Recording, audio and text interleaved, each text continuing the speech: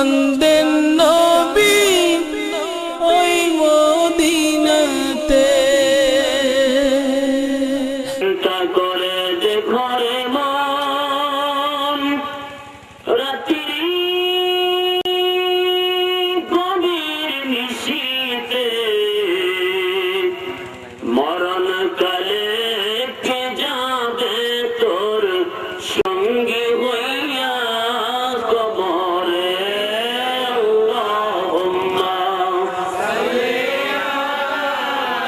আলা মাওলানা মুহাম্মদ ওয়া আলা আলি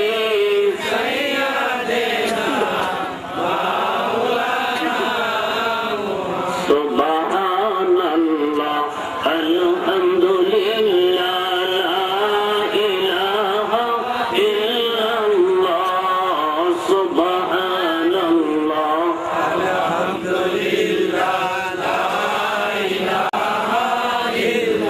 হাসবি রব্বি জাল্লাল্লাহ মা ফি কলবি গায়রুল্লাহ নূর মুহাম্মদ সাল্লাল্লাহু লা ইলাহা ইল্লাল্লাহ সুবহানাল্লাহ আলহামদুলিল্লাহ লা ইলাহা ইল্লাল্লাহ সুবহানাল্লাহ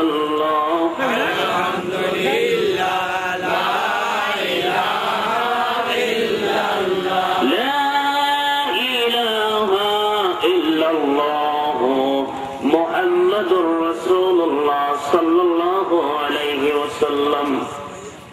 معزز محترم औजुबिल एहतराम सामियाने किराम, उपस्थित মাহফিলের সভাপতি, উপস্থিত ওলামায়ে কেরাম, দূর দূরান্ত থেকে আগত আমার আলেম ভাইরা, উপস্থিত আমার বাবারা, আরো উপস্থিত আছেন যিনি আজকের মাহফিলের প্রধান মেহমানে আলা আলহাজ হাফেজ মাওলানা মুফতি জাহিদুল ইসলাম সাহেব, প্রিন্সিপাল খারাকান্দি মাদ্রাসা। জিগার ওলামায়ে কেরাম, আসসালামু আলাইকুম ওয়া রাহমাতুল্লাহি ওয়া বারাকাতুহু। আমি সালামের জবাবটা ঠিক মতো পাই নাই, এটার কারণ আপনাদের সাথে আমার কোনো বাজাবাজি আছে? একটু জবান খুলেন। আমার মাহফিলের ধরন একটু আলাদা, মাইকের কন্ডিশন বেশি ভালো না, আমার নিজের কন্ডিশনও বেশি ভালো না। আপনার একটু জোরে যদি কথা বলেন আমি কয়েকটা কথা বলতে পারি। আমরা সবাই কি মুসলমান? আরো জোরে বলেন। আমি আবার সালাম দিচ্ছি, আসসালামু আলাইকুম ওয়া রাহমাতুল্লাহি ওয়া বারাকাতুহু। যে রব্বুল আলামিন আপনাকে আমাকে পছন্দ করে এই জান্নাতের বাগানের মধ্যে আসার মতন বসার মতন তৌফিক দিতে, সেই জন্য মালিকের শুকরিয়া সবাই উচ্চ কণ্ঠে বলেন আলহামদুলিল্লাহ। আরো জোরে বলেন। আজকে ঈদে মিলাদুন নবীর মাস, এখানে আমরা আসছি কেন? আমাদের সবাই গুনাহ আছে, আছে কিনা? আরো জোরে বলেন। এটাই এমন একটা মাস যেই মাসের মধ্যে আপনার নবী আমার নবী দু জাহানের সরকার মরদুলাল তাজদার নবী মুহাম্মদ রাসূলুল্লাহ সাল্লাল্লাহু আলাইহি ওয়াসাল্লাম জমিনের মধ্যে তাশরীফ নিয়েছেন। আমার আল্লাহ রাব্বুল আলামিন বলেন, ও জমিনের মানুষ, আমার একজন বন্ধু আছে, যেই বন্ধুর নামটা যদি তোমরা নিতে পারো, আমি আল্লাহ রাব্বুল আলামিন তোর 50টা গুনাহ কেটে দিয়া 50টা নেক তোর আমল নামায় উঠাইয়া দেই। সেই নবীর নাম মুহাম্মাদুর রাসূলুল্লাহ সাল্লাল্লাহু আলাইহি ওয়াসাল্লাম। এই মাসের মধ্যে মুহাম্মদ সাল্লাল্লাহু আলাইহি ওয়াসাল্লাম আল্লাহ নিজে বলেন, ওয়ারাফা'না লাকা যিকরা, ও জমিনের মানুষ, আমি শুধু একা নয়, আমার মন্ত্রী পরিষদ কুল লইয়া আমার বন্ধু মুহাম্মাদের জিকির করি, জোরে কোন সুবহানাল্লাহ। মুহাম্মদ সাল্লাল্লাহু আলাইহি ওয়াসাল্লাম রে বাবা এই জমিনের মধ্যে তাশরীফ নিয়েছেন। আল্লাহর নবী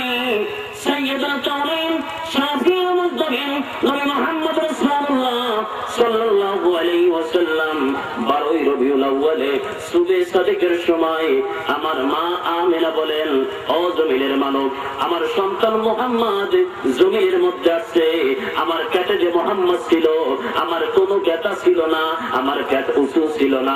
ও জমিনের মানুষ, আমি জানি না আমার পেটের মধ্যে সন্তান আছে নাকি আছে।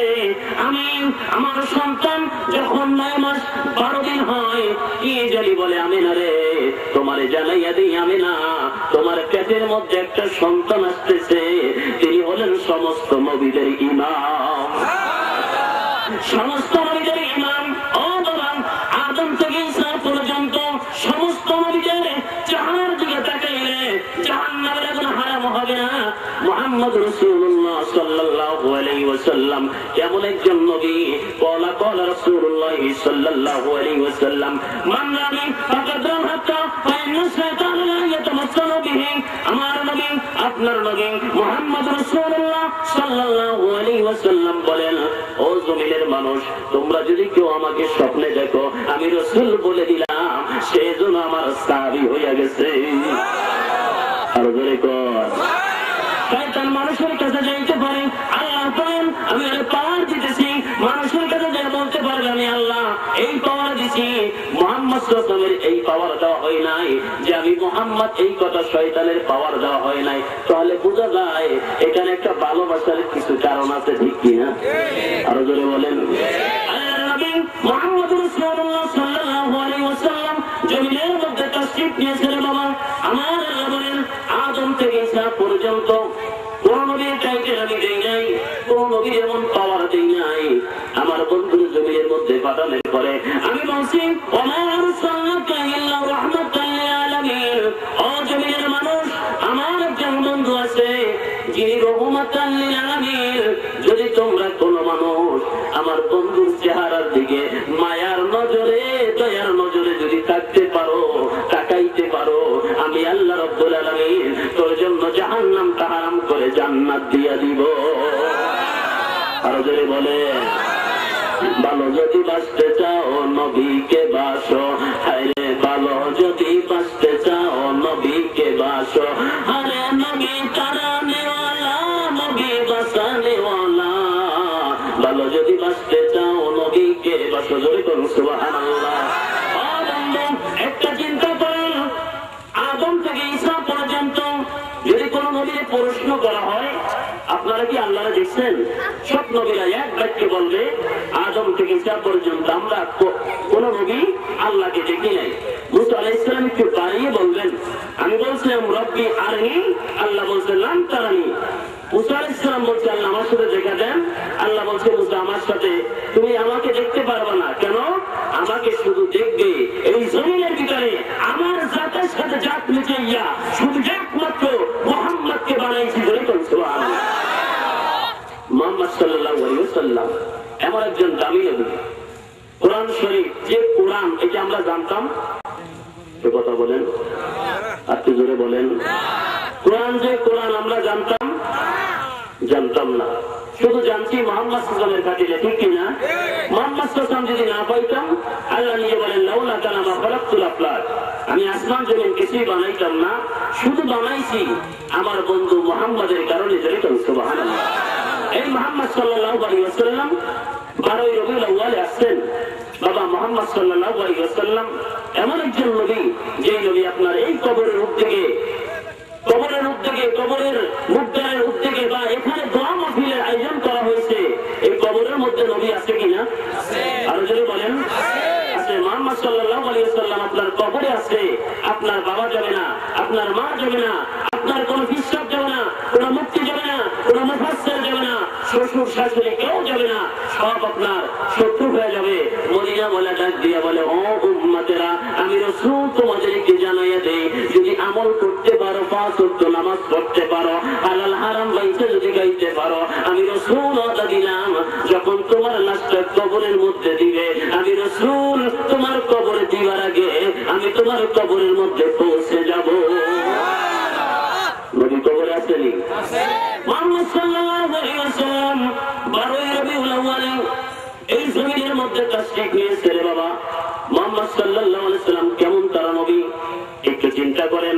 মুস্তাদরাকুল হাকিম বুখারীর মতন সম্মানিত কিতাব মুস্তাদরাকে হাকিম দ্বিতীয় খণ্ড ইমাম হাকিম নিজে বলেন, ও জমিনের মানুষ, মুহাম্মদ সাল্লাল্লাহু আলাইহি ওয়াসাল্লাম এমন তাড়াতাড়ি নবী, আমি আর আপনি যেটা খাই সেটা ময়লা প্রস্তাব হইয়া বের হয়। আল্লাহ বলে, ও জমিনের মানুষেরা রে, আমার বন্ধু মুহাম্মদ যেটা খায় ওটা নূর হইয়া বের হয়।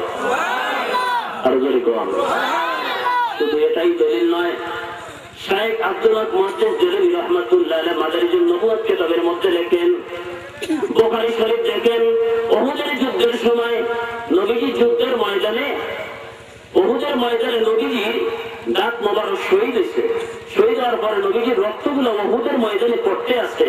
মালিক ইবনে সিনান রাদিয়াল্লাহু তাআলা নবীজির জমিনের মধ্যে উহুদের ময়দানে রক্তগুলো পড়তেছে। মালিক ইবনে সিনান রাদিয়াল্লাহু তাআলা সেই রক্তগুলো চাইটা খাইতেছে। জোরে বলুন সুবহানাল্লাহ। মালিক ইবনে সিনানকে আমার নবীজি ডাক দিয়ে বলেন, মালিক, ও মালিক, তোমার কাছে জানতে চাই আমার রক্তগুলো তুমি কেন খাইতেছো?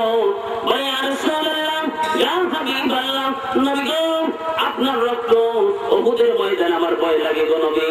এই উহুদের ময়দানে যদি আপনার রক্ত পড়ে যায়, ইয়া রাসূলুল্লাহ, এই রক্ত যদি উহুদের ময়দানে থাকে কিয়ামত পর্যন্ত লক্ষ লক্ষ মানুষ আসবে, ইয়া রাসূলুল্লাহ, এই মানুষগুলো আপনার রক্ত পাড়াবে। এই রক্ত যদি উহুদের ময়দানে থাকে আমার ভয় লাগতেছে গো নবী, আপনি রহমাতাল লিল আলামিন। নবী গো, আপনার রক্ত যদি উহুদের ময়দানে থাকে মনে হয় আসমান থেকে বৃষ্টি আসবে না, সেই জন্য নবী গো আমার ভয় লাগতেছে। হাশরের ময়দানে যদি আমাকে আল্লাহ প্রশ্ন করে, রে ও মালিক, তোমাকে বলে দে তোমরা থাকতে আমার বন্ধুর রক্তগুলো উহুদের ময়দানে পড়ছে, আমি এই প্রশ্নের জবাব দিতে পারবো না। মালিক ইবনে সিনান রাদিয়াল্লাহু তাআলা যখন রক্ত খেলেন, আমার নবীজি বলে, মালিক,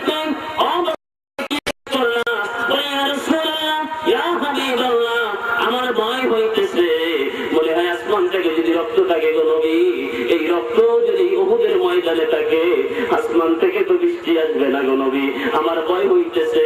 নবীজি বলতেছে, ও মালিক রে, তোমারে বলে দিলাম আমার রক্ত যার পেটের ভিতরে গেছে তারে জাহান্নামে স্পর্শ করতে পারবে না। লা ইলাহা ইল্লাল্লাহ,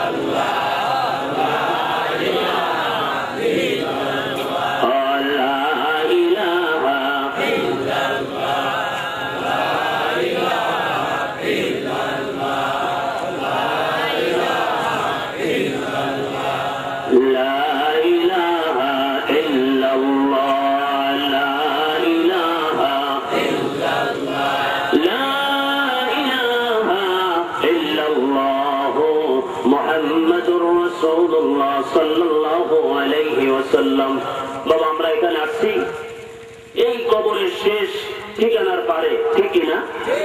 আমি সেদিকে লম্বা আলোচনা করবো না, আমাকে সময় দিতে 1 ঘন্টা। যে কথাটা হয়েছে বাবা, আমরা যাই কিছু বলি না, এখন আমাদের একটা ঠিকানা, নাম হয়েছে কবর, ঠিক আছে না? এই কবর আমাদের সবার যাইতে হবে। যেহেতু কবরে কি নিয়ে যাব?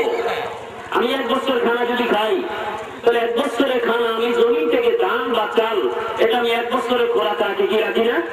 এখন কবরের মধ্যে যাব, কি নিয়ে যাব? আমাদের একটা সামান দরকার আছে না? আমাদের কি আছে? আমরা যদি আমল করতে পারি তাহলে বাবা এই কবরে আমাদের আসান হবে। আর যদি আমল না করতে পারি, আমরা যদি সেরকম কিছু কামাই না করে যেতে পারি, কবরের মধ্যে লক্ষ লক্ষ কোটি কোটি বছর থাকতে হবে। আল্লাহ রাব্বুল আলামিন নিজে বলেন, ও জমিনের মানুষ, মিনহা খলাকনাকুম ওয়া ফিহা নুঈদুকুম ওয়া মিনহা নুখরিজুকুম তারাতান উখরা। ও জমিনের মানুষ, তোমাদেরকে আমি জানিয়ে দেই, তোমাদেরকে আমি মাটি দিয়ে বানাইছি। কি দিয়ে বানাইছে? আরো জোরে কোন। আমি মাটি দিয়ে বানাইছি, এই মাটির ভিতরে তোমাদেরকে দিব, আমার এই মাটি থেকে হাসরের ময়দানে তোমাদেরকে উঠাবো। ও জমিনের মানুষ, আমি আপনাদের কাছে জানতে চাই, রে বাবা, আপনার একটা পাসপোর্ট আছে না? কথা বল না, একটা পাসপোর্ট আছে, 5 বছরে ভিসা লাগাইছেন, ভিসার পাসপোর্ট ব্যবধান আছে, কি আছে না? আপনার একটা পাসপোর্ট, আন্তর্জাতিক পাসপোর্ট, এইটা দিয়ে যদি আপনি 5 বছরে ভিসা লাগান সৌদি, 5 বছর আপনার সময় শেষ, আবার বাংলাদেশে রিটার্ন ঘুরেছেন, আবার 5 বছরের জন্য ভারতে লাগাইছেন, আবার 5 বছর ঘুরে ফিরে খানার পরে আবার বাংলাদেশে আসছেন, আবার 5 বছরের জন্য ইরাকে লাগাইলেন, আবার 5 বছর আছেন। পাসপোর্ট কয়টা? আরো যদি বলেন। আল্লাহ রাব্বুল আলামিন ডাক দিয়ে বলেন, ও জমিনের মানুষ, কাইফা তাকফুরুনা বিল্লাহি ওয়া কুনতুম আমওয়াতান ফাআহইয়াকুম সুম্মা ইউমীতুকুম সুম্মা ইহয়ীকুম সুম্মা ইলাইহি তুরজাউন। সুবহানাল্লাহ। ও জমিনের মানুষ, তোমাদেরকে আমি বলে যাই, তোমাদের একটা পাসপোর্ট আছে, তোমরা জানো না তোমরা রূহের জগতে ছিল, সেখান থেকে বাবার কবরের মধ্যে আসছো, সেখান থেকে মার হেরেমে গেছো, আবার মার হেরেম থেকে জমিনের মধ্যে আসছো, এই জমিন থেকে আবার যাবা হাসরের কবরের ভিতরে, কবর থেকে উঠতে হবে হাসরের ময়দানে, ঠিক কিনা? আরো জোরে বলেন। বাবারে, আমি জীবনে কি করেছি আমার সব রেকর্ড হইতেছে, ঠিক কিনা? আমি জীবনে কি করেছি আপনাদের পাও ধরে আমি বলে দেন, 5 ওয়াক্ত নামাজ পড়বেন, হালাল হারাম বাইচা খাবেন। বাবা, হালাল হারাম লইয়ে আমাদের সমস্যা বাজছে, ঠিক কিনা? হারাম যদি বাইচা খাইতে পারেন, মদিনার নবী সুপারিশ করবে। আমার নবী নিজে বলেন, যদি হারাম কারোর পেটের ভিতরে খানা থাকে 40 দিনের ইবাদত হবে না একদিন খানা খাইলে। তাহলে বুঝে দেখেন, হারাম যারা খাইছেন আজকে থেকে তোবা তিল্লা বলেন যে আল্লাহ, কবর গোরস্থান জায়গা তোরকে সাক্ষী রাখছি, আমি আর হারাম খাইতাম না। আল্লাহ কয়, যা, যদি তোবা কইরা তুই মাহফিল থেকে যাই কারো সবগুলো আমি মাফ করে দেব। এই কবরটা কি রে বাবা? কবরের বিষয় নবী করিম সাল্লাল্লাহু আলাইহি ওয়াসাল্লামের সাহাবী হযরত ওসমান জিন্নুরাইন রাদিয়াল্লাহু তাআলা নুরুস সুদুর কিতাবের মধ্যে জালালউদ্দিন সুয়ুতী রাহমাতুল্লাহ লেখেন, হযরত ওসমান রাদিয়াল্লাহু তাআলা কবরের সামনে গেলে কাঁদতে কাঁদতে বেহুশ হয়ে যাইত। হযরত ওসমান জিন্নুরাইনকে প্রশ্ন করা হইল, ও ওসমান, তুমি জাহান্নামের ভয়ে কাঁদো না, হাসরের জন্য কাঁদো না, মিজানের জন্য কাঁদো না, পৌঁছাতের জন্য কাঁদো না, তোমার কাছে জানতে চাই তুমি কবর দেখলে কেন কাঁদো? হযরত ওসমান জিন্নুরাইন ডাক দিয়া বলল, সাহাবীরা, আমি তোমাদেরকে বলে দেই, আমার ভয় লাগতেছে, কিয়ামতের প্রথম মঞ্জিল হলো কবর। কিয়ামতের প্রথম মঞ্জিল কবর। এই কবরের ভিতরে আমি কোটি কোটি বছর থাকবো রে, জানি না রে কবে আমার কিয়ামত হয়, আমি একা কবরে কেমনে থাকবো? ও বাবা, কবর এখন কি নিয়ে যাবেন? সামিয়ানা কি আছে? আল্লাহর নবী, দুজাহানের বাদশা নবী সাইয়্যিদুল কাউনাইন মুহাম্মদ সাল্লাল্লাহু আলাইহি ওয়াসাল্লাম, যিনি আল্লাহ নিজে বলছেন, লাউলা কালামা খালাকতু আফলাক, ও জমিনের মানুষ, আমার বন্ধু মুহাম্মদকে যদি না বানাইতাম আমি কিছুই বানাইতাম না। ওই নবীও এই আল্লাহর ডাকে সাড়া দিয়ে দিয়েছেন, নবীও থাকে নাই, আমরা কি থাকতে পারবো? আরো যদি বলেন, বাবা, থাকতে পারবো না। আমার নবীজির স্ত্রী মা খাদিজাতুল কুবরা তারিখে হাদিসের কিতাবের মধ্যে লেখেন, মা খাদিজাতুল কুবরা অসুস্থ। আমার নবীজি খাদিজার মাথার উপর তোল দিয়া মুছাইয়া দিতেছে আর বলতেছে, খাদিজা তুমি কাঁদো কেন? বলে, ইয়া রাসূলুল্লাহ, আমি নিজের জন্য কাঁদি না নবী গো, বিপদের সময় আপনার সঙ্গে আমি ছিলাম। ইয়া রাসূলুল্লাহ, আমি কাঁদতেছি, আমি যদি চলে যাই মক্কার কাফের বিমান আপনার তীর দামক মারে কিনা, সেই জন্য আমি কান্দি। নবীজি বলতেছেন, খাদিজা গো, তোমাকে আমি বলে দেই, তুমি যে কথা বলছো আমার ভিতরে সহ্য হচ্ছে না, তোমার কি কোনো কথা আছে? মুস্তাদরাকে হাকিমের মধ্যে লেখেন, শাওয়াহিদুন নবুওয়াত কিতাবের মধ্যে লেখেন, সিরাতে হানাবিয়ার মধ্যে লেখেন, মা খাদিজাতুল কুবরা বলতেছে, ইয়া রাসূলুল্লাহ, আপনার কাছে আমার একটা কথা, আপনি যদি মনে কষ্ট না নেন আমি কথাটা বলতে পারি। নবীজি বলতেছে, খাদিজা বলো, তুমি মৃত্যুকে ভয় পাইতেছো, আজরাইলকে ভয় পাইতেছো? বলতেছে, হুজুর, আমি এই কিছুই বলতাম না, আপনার কাছে আমি একটা কথা বলি। নবীজি দেখতেছেন মা খাদিজাতুল কুবরা অসুস্থ, চক্ষু দিয়ে পানিগুলো পড়তেছে। আমার নবীজি বলতেছে, খাদিজা তুমি চিন্তা করো না, কবরে যখন যাবা আদম আলাইহিস সালামের স্ত্রী হাওয়া আলাইহিস সালাম তোমাকে রিসিভ করবে। সুবহানাল্লাহ। মা খাদিজা রাদিয়াল্লাহু তাআলা মুস্কি মুস্কি আসলেন। নবী আবার ঘোষণা করে দিলেন, আর খাদিজা রে, নুরুস সুদুর কিতাবে জালালউদ্দিন সুয়ুতী রাহমাতুল্লাহ লেখেন, মা খাদিজাতুল কুবরা বলতেছে, ইয়া রাসূলুল্লাহ, শুধু হাওয়া আলাইহিস সালাম আসবে? নবীজি বলতেছে, খাদিজা তোমার আরেকটা সংবাদ দিয়ে দেই, তুমি যখন কবরে যাইবা ইব্রাহিম খলিলুল্লাহর স্ত্রী সারা তোমাকে রিসিভ করার জন্য কবরে আসবে। মা খাদিজাতুল কুবরা বলেন, হুজুর, আমি খুশি হইলাম গো নবী, আপনি যদি আমার কথা শোনেন গো নবী, আমি আপনার কাছে আমার প্রশ্নটা রাখতে পারি? নবীজি বলতেছেন, খাদিজা বলো তোমার কি প্রশ্ন? বলতেছি, ইয়া রাসূলুল্লাহ, ইয়া হাবিবাল্লাহ, নবী গো, আপনি যদি মনে কিছু না নেন গো নবী, আমি আপনার কাছে একটা জীবনের শেষ বিদায়ের সময় গো নবী একটা কথা বলে যাচ্ছি। আমি খাদিজা যখন মারা যাব, আপনার যুদ্ধ দিয়া আমারে জানাজার কাপড় দিয়া দিবেন। ইয়া রাসূলুল্লাহ, আমি খাদিজা কবরের মধ্যে যাব, ইয়া রাসূলুল্লাহ, আপনার জামা দিয়া আমার কাফনের কাফন দিবেন। 2 নম্বরে প্রশ্ন গো নবী, আমি খাদিজার কবরে যখন রাখবেন, সমস্ত মানুষ চলে আসবে, আপনি আমার কবরের সামনে দাঁড়ায়া মুনকার নাকিরের প্রশ্নের জবাব দিয়া দিবেন। নবীজি আমার বলতেছে, খাদিজা তোমাকে আমি বলে দিলাম, তুমি চিন্তা করো না। এটা বলতে পারেন আল্লাহুম্মা সাল্লি আলা সাইয়্যিদিনা মুহাম্মদ।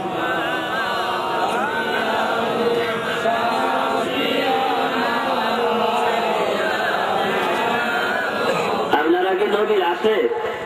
এতে বুঝা যায় অনেকে দুপুরে খানা খান নাই। নিয়ে দুরূদ যদি পড়েন, নবীজি বলেন ভালোবাসা প্রেম নিয়ে দুরূদ পড়লে নবী নিজে বলেন আমি রওজা থেকে নিষ্কাম মোবারক দ্বারা সই করে বলতে সুবহানাল্লাহ। আপনাদের সামনে কথা বলি, আপনারা দুরূদ পড়েন, আপনাদের কি আমার কোনো বাধাবাধি আছে?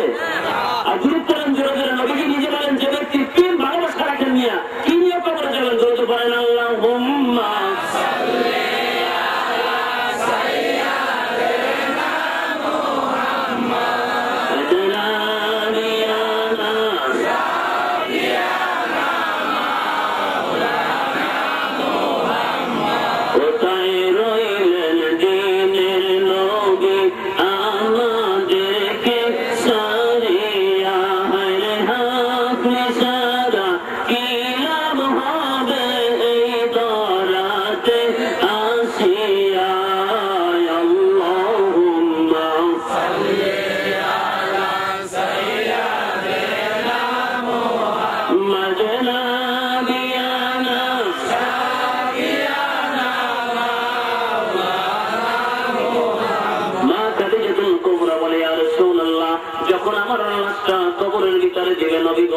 আপনি আমার লাশটা যখন কবরে দিয়া মাটি দেওয়ার পর সাহাবায়ে কিরাম সরে আসবে, আপনি এই সময় প্রশ্নের জবাব দিয়ে দিবেন।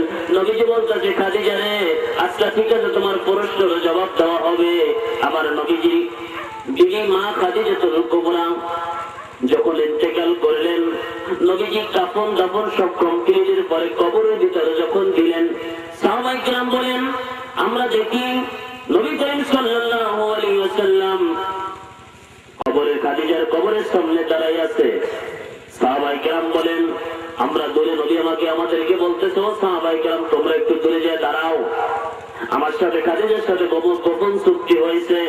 মা খাদিজাতুল কুবরা বলেন, আমার নবীজির কাছে কথা বলার পরে আমার নিজের ভিতরে এখন আর কোনো দুঃখ নাই। জানি যেই জায়গায় নবী আমি আসামি বানাইয়া দিছি, ওই জায়গার মধ্যে কোন মানুষ আমারে কোন ফেরেশতা প্রশ্ন করতে পারবে না।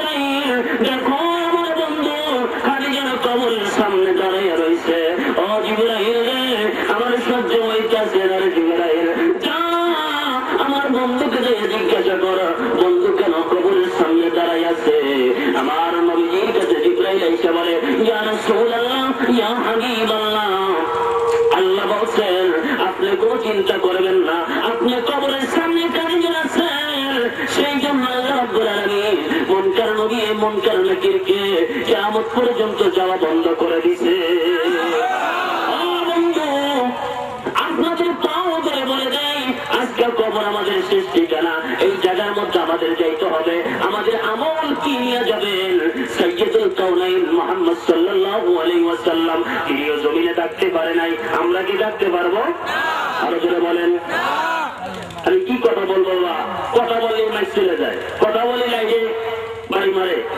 আমরা বক্তা মানুষ, আমার কণ্ঠ বেশি ভালো না। আমি কয়েকদিন আগে টাঙ্গের মাঝে করে কণ্ঠ ভাঙ্গা, তারপরে মাইকে কথা বলে, মাইকে যদি না টানে বক্তারা, আপনি টাকা কম দেন বক্তাদের, সমস্যা নাই, বক্তাদের মাইকটা আসল, ঠিক কিনা?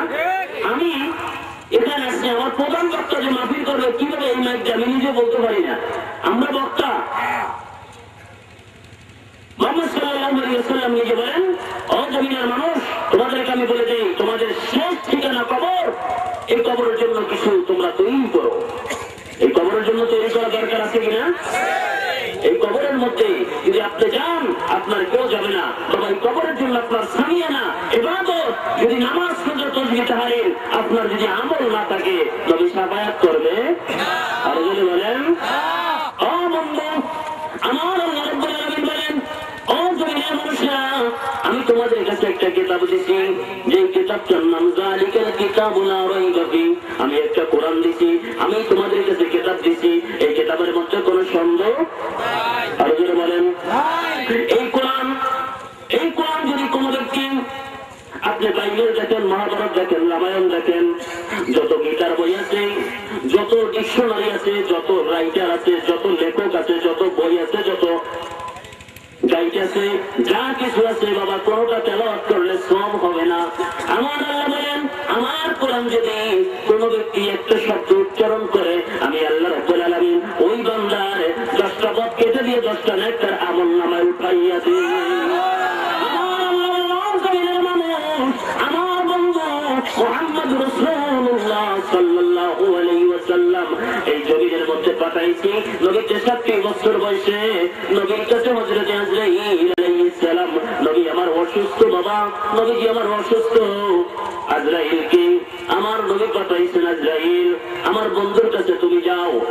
আল্লাহ বলে, ও আজরাইল রে, তুমি আমার বন্ধুর কাছে যাও, বন্ধুকে সালাম দাও, বন্ধু যদি তোমাকে অনুমতি দেয় বন্ধুর রূহ তুমি জান কবজ করবা। আল্লাহ রাব্বুল আলামিন বলেন, কুল্লু নাফসিন যায়িকাতুল মাউত, সমস্ত মানুষ মরণশীল। শুধু তাই নয়, আল্লাহ অন্য আয়াতে বলেন, ওয়ালাউ কুনতুম ফি বুরুজিন মুশাইয়াদা, তুমি যেখানে থাকো না কেন সময় মতন তোমার কাছে আজরাইল দাঁড়াইয়া যাবে। আজরাইলকে পালাইবার, আজরাইলকে সাইরা দিয়ে আমরা কোথায় যেতে পারবো? আর বলেন আপনি কোথায় যাবেন? আব্রাহার মতন যদি কাছের ভিতরে থাকেন সময় মতন আমার আজরাইল যাবে, ঠিক কিনা? ও বন্ধু মুহাম্মদ রাসূলুল্লাহ সাল্লাল্লাহু আলাইহি ওয়াসাল্লাম, নবী আমার অসুস্থ।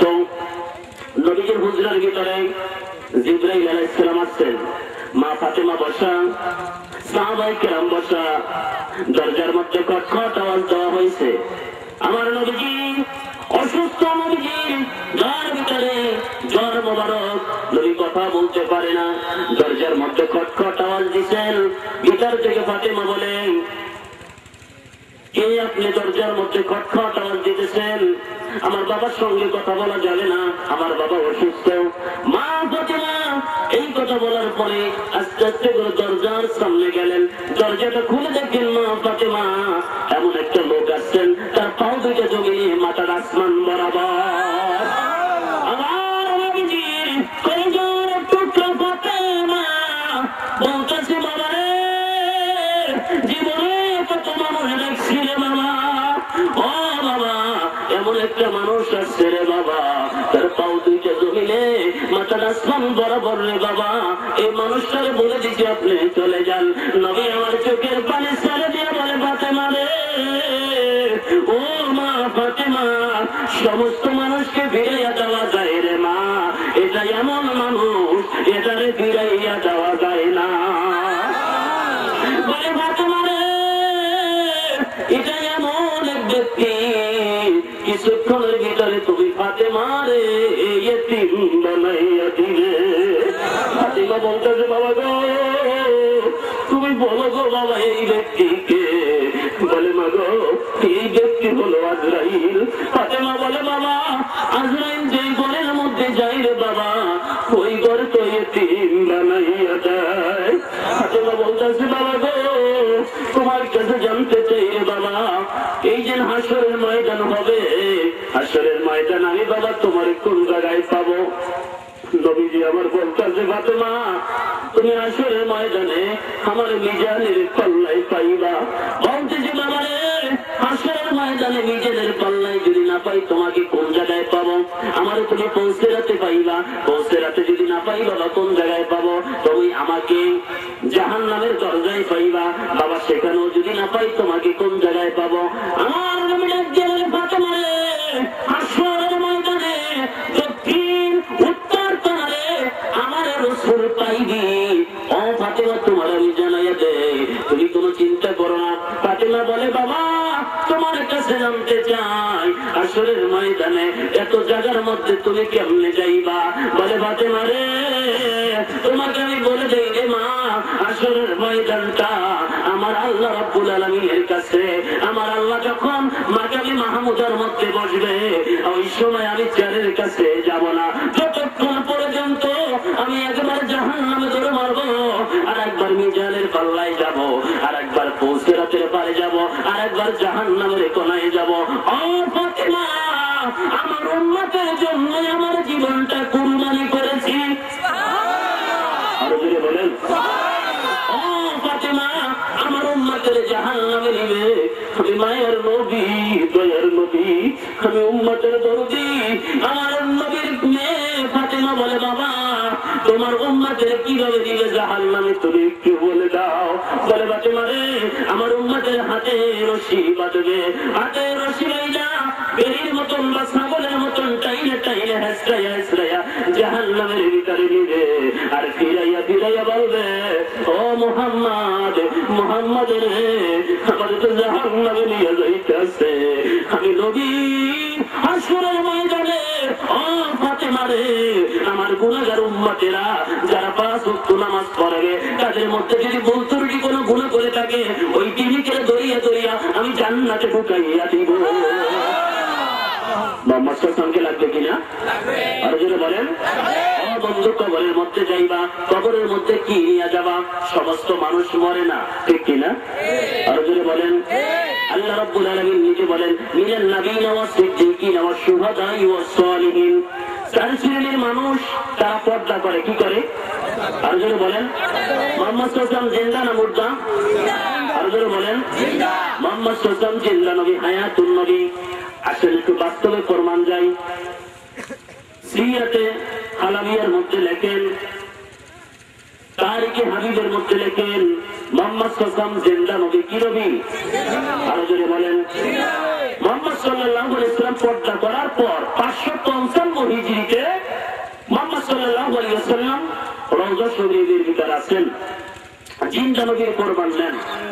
মুহাম্মদ সাল্লাল্লাহু আলাইহি ওয়াসাল্লাম 555 হিজরিতে ইউরোপের 6 জন বা 3 জন আমি 3টে রেফারেন্স পাইছি 6 জনের 6 জন ব্যক্তি আছেন ইউরোপের বেঈমান ইহুদিরা একটা মিটিং করলেন। মিটিং এর পর বলতেছে তোমরা একটা কাজ করো কিয়ামত পর্যন্ত আমরা তাওরাত জব্বরের মধ্যে পাইছি মসজিদে নববীর মধ্যে মুহাম্মাদের মাজার হবে এখানে তার রওজা হবে। তোমরা একটা কাজ করো যারা মুহাম্মাদের লাস্ট এনে দিতে পারবা ইউরোপের ভিতরে তোমাদেরকে কোটি কোটি টাকা সম্পদ দেওয়া হবে। নাউজুবিল্লাহ। তারিখে বাগদাদের মধ্যে দেখেন মুহাম্মদ সাল্লাল্লাহু আলাইহি ওয়াসাল্লাম কত পাওয়ার নবী দেখেন। আমার নবীজি হুজরার মধ্যে নবীজি রওজা মুবারকের ভিতরে 6 জন বেঈমান মাথার মধ্যে টুপি পাগড়ি দাঁড়িয়ে আছেন কুরআন তাদের বুকের সাথে লম্বা জুব্বা পরে তারা মক্কার মধ্যে আসলেন। আসার পরে মদিনার মধ্যে চলে গেলেন। মদিনার ভিতরে এক বাড়িতে গেলেন। বাড়িতে যাইয়া বলছেন আমি তোমাদের বাড়ি আমরা 3 জন 1 মাস থাকবো তোমাদেরকে টাকা দেব। তোমরা যদি কোনো সমস্যা পড়ো আমাদের কাছে বললে আমরা অনেক সম্পদ তোমাদেরকে দিব। আমরা একটা কাজ করবো তোমরা কারোর কাছে বলতে পারবা না। এই বছর লোক আছে না? আমার নবীজি সাইয়্যিদুল কাউনাইন মুহাম্মদ সাল্লাল্লাহু আলাইহি ওয়াসাল্লাম হেফাজতের মালিক কে? আল্লাহ। আর যদি বলেন পৃথিবীর সমস্ত মানুষ যদি মুহাম্মদ সাল্লাল্লাহু আলাইহি ওয়াসাল্লামের বিরুদ্ধে কথা বলে, মুহাম্মদ সাল্লাল্লাহু আলাইহি ওয়াসাল্লামকে নিয়ে টানা হেচড়া করে, ওটার কসম রে বাবা, মুহাম্মদ সাল্লাল্লাহু আলাইহি ওয়াসাল্লামের কিছু আসে যায় না। এটার কারণ আল্লাহ রাব্বুল আলামিন নিজে বলেন, আমি সকালে 70,000 ফেরেশতা মদিনা শরীফ নবীর রওজায় পাঠিয়ে দেই, তারা ফজরের পর যায়, ইশার পর্যন্ত তারা তাওয়াফ করে দেয়। সুবহানাল্লাহ। মাগরিবের পর আরেকজন আসেন, ফজর পর্যন্ত তাওয়াফ করে। আমি লক্ষ লক্ষ কোটি কোটি ফেরেশতা আমার বন্ধুর জন্য আমি বানাইয়া রাখছি। জোরে জোরে বলুন সুবহানাল্লাহ। 555 হিজরিতে 3 বেঈমান আসছেন। আসার পর বলতেছে, তোমরা কারোর কাছে কিছু বলবা না, আমরা একটা কাজ করব, তোমাদেরকে কিছু টাকা দিব, আর যদি কোনো সম্পদ চাও তাও দেওয়া হবে, কারোর কিছু কিছু বলতে পারবা না। আচ্ছা ঠিক আছে। ওরা 3 মাইল থেকে মাটির ভিতর থেকে পূরণ করতে একটা রাস্তা করছে। রাস্তা করে নবীজির লাশ নেবেন। হেফাজতের মালিক কে? আল্লাহ বলে, বন্ধু আমি আপনার সঙ্গে আছি, আপনি কোন চিন্তা করেন। এই জমিনের ভিতরে যত মানুষ আপনার বিরুদ্ধে যাবে বন্ধু, আপনি মনে করেন আপনার সামনে সামনে আমি আল্লাহ আছি। সুবহানাল্লাহ। মুহাম্মদ সাল্লাল্লাহু আলাইহি ওয়াসাল্লাম হুজরা মুবারকের ভিতরে, নবীর রওজা মুবারকের ভিতরে আমার নবীজি ওই বেঈমান 3 জন মাটির ভিতর থেকে একটা রাস্তা করতেছে। ইরাকের ওই সময় বাদশা ছিল নাসিরউদ্দিন। ওই নাসিরউদ্দিনকে ইনি বাদশা এবং আল্লাহর ওলি। সিরিয়াতে বাগদাদির মধ্যে, তারিখে বাগদাদির মধ্যে দেখেন, ওই বাদশাকে স্বপ্নে দেওয়া হয়েছে, বাদশা আমার লাশটা তো 3 দিনের ভিতরে নিয়ে যাইতেছে। রাত্রে উনি তাহাজ্জুদ পরে একটু ঘুমে গেলেন। ঘুমে যাওয়ার পরে উঠলেন, উঠার পরে তাহাজ্জুদ করে বলতেছে, কি নবী আমাকে বলতেছে বাদশা আমার লাশ নিয়ে যাইতেছে। আবার চিন্তা করে গেলেন যে নবীর দরবার তো জানি রহমতের ফেরেশতা আছে, রহমতের ফেরেশতা আছে, থাকার পরও তারে স্বপ্নে দেখাইছে। এই জন্য বেয়াদবে রাসূল, গুস্তাখে রাসূল যারা বলে মুহাম্মদ মরে গেছে, মাটির সাথে মিশে গেছে, এই বেঈমানদেরকে হেদায়েত করার জন্য কুরবান স্বরূপ রাসূল ডাইরেক্ট নাসিরউদ্দিনকে বাগদাদে খবর দিয়ে দিয়েছে। মুহাম্মদ সাল্লাল্লাহু আলাইহি ওয়াসাল্লাম আল্লাহ পারে না সবকিছু? পারে। নাসিরউদ্দিন সকালবেলা ইরাকের মধ্যে খবর দিয়ে দিলেন, তোমরা জলদি করে আমার সঙ্গে যাবা। মদিনা শরীফ, মদিনার নবী আমাকে সালাম দিচ্ছেন। উনি চলে গেলেন। তারিখে বাগদাদির মধ্যে লেখেন, ওরা 600 ঘোড়া, 300 হাতি, অনেক সম্পদ নিয়ে 3 মাস যে মদিনার মানুষ খাওয়াইতে পারে সেই সম্পদ নিয়ে চলে গেছেন। মদিনার ভিতরে গেলেন। মদিনার ভিতরে যাওয়ার পরে মদিনার বাদশা জালালউদ্দিন, ওই সময় বাদশা ছিল জালালউদ্দিন, তাকে নিয়ে বলছে, আমি তো আসছি আপনাদের কাছে, আমি একটা কথা বলতাম। বলেন। আমি তো ইরাকের বাদশা নাসিরউদ্দিন, আমি আজকে স্বপ্নে নবীকে দেখছি, নবী বলছে আমার লাশটা নিয়ে যাইতেছে। কয় বাবা আমিও তো আজকে রাত্রে স্বপ্নে দেখছি। জোরে বলুন সুবহানাল্লাহ। আপনি বাদশা মানুষ, আমার একটা অনুমতি দেন, আমি একটা কথা বলি। তা বলেন, সমস্যা নাই। বলে দিচ্ছেন, মদিনার মধ্যে যত মানুষ আছেন আপনাদেরকে 3 মাস বসিয়ে বসিয়ে আমি খানা খাওয়াবো।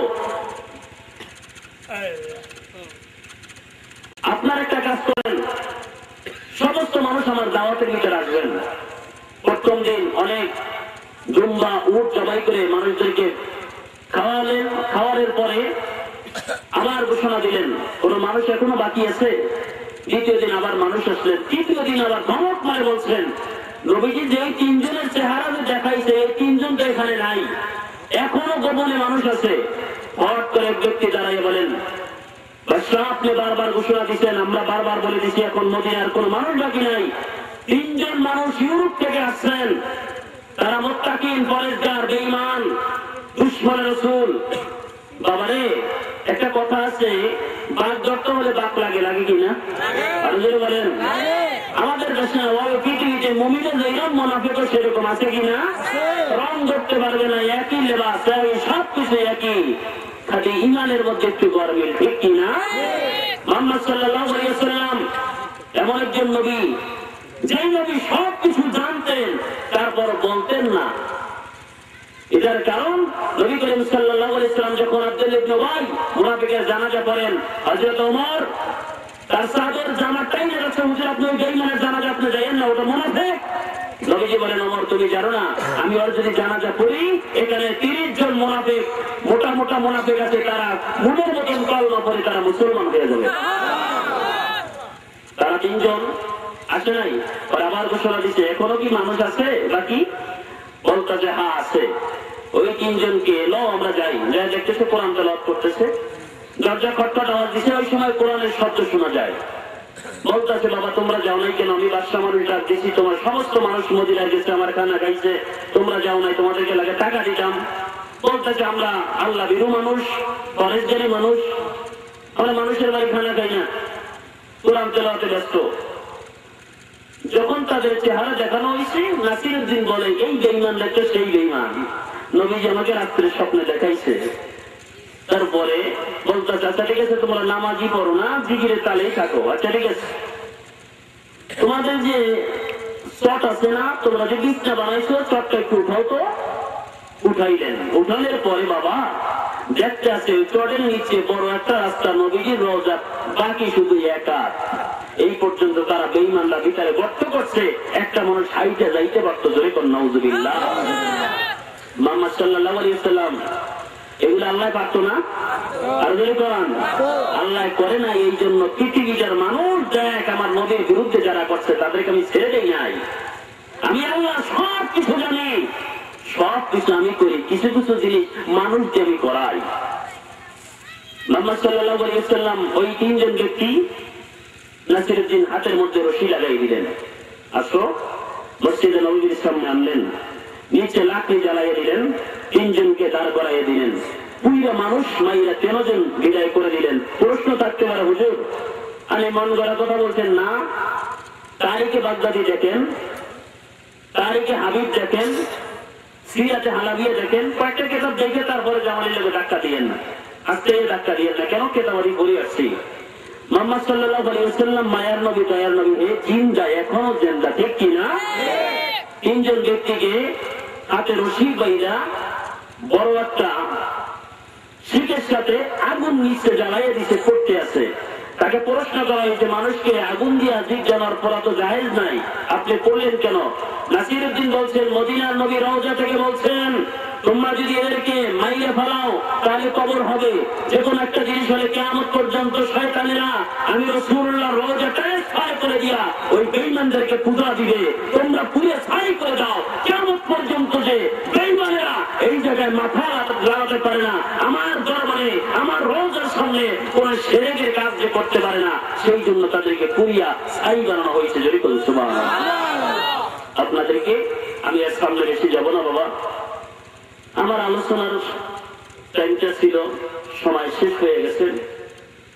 আমি তো আপনাদের পরিচিত বক্তা, অনেক দূর দূরান্ত থেকে মেহমান আসছেন, প্রধান বক্তা অনেক ভালো আলেম, তার আলোচনা শুনে যাবেন, আপনাদের জন্য তাবারকের ব্যবস্থা আছে।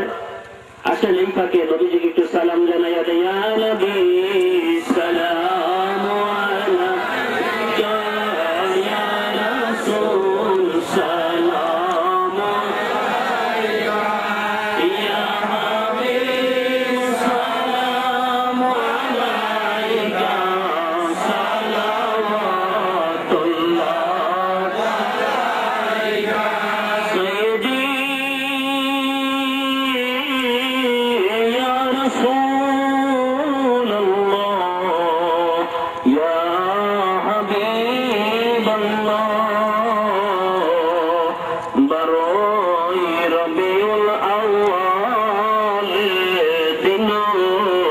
সোমবার সকালে আসিলেন নূরের নবী আমিনা মায়ের উদরে, নবী সালামু আলাইকা ইয়া রাসূল সালামু আলাইকা ইয়া হাবিব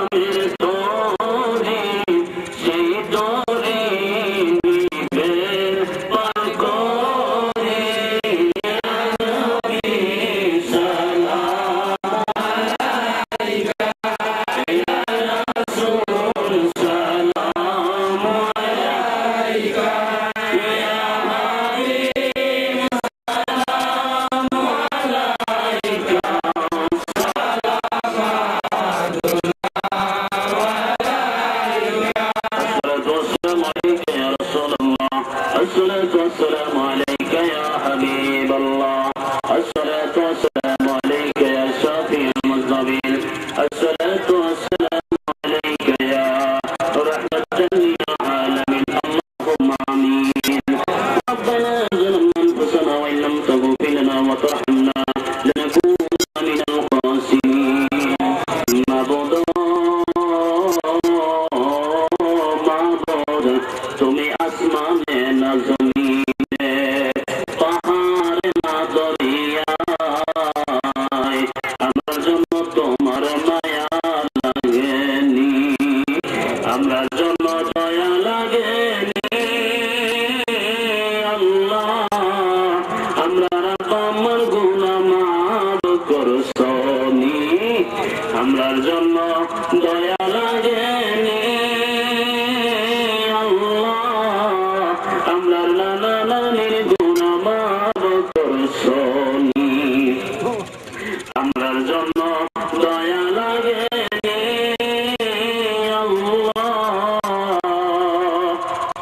আমরার দাদা দাদি গুনাহ মাফ করছনি মাবুদ রে ঈশ্বরের নামাজ থেকে শুরু করে এই পর্যন্ত মাবুদ রে আলোচনা কোরআন হাদিস জিজ্ঞেস করা যা হয়েছে কোটি কোটি গুণ সব বানায়া মদিনা মুনাওয়ারার হাদিয়া পৌঁছাইয়া দাও রব্বুল আলামিন জানে না কার জানে মানায় কার জানে বাবা নাই মাবুদ রে